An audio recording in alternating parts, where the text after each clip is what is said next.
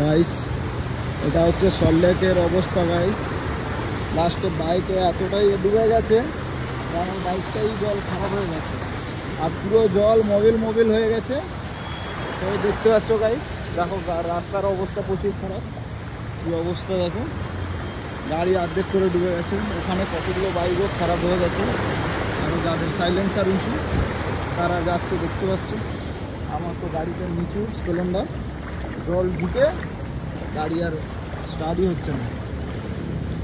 আর ওইদিকেও সব কি অবস্থা, ওখানে অনেক গাড়িও খারাপ হয়ে গেছে। বাইক অনেক, ওই রাস্তায় বাইক দেখুন দাঁড়িয়ে আছে, খারাপ হয়ে গেছে। কি অবস্থা সল্টলেকের, এই অবস্থা, গোটা জল মোবিল হয়ে গেছে। কালার দেখতেই পাচ্ছ কি অবস্থা, জল আর জল পুরো নদী হয়ে গেছে, নৌকা নিয়ে আসতে হবে।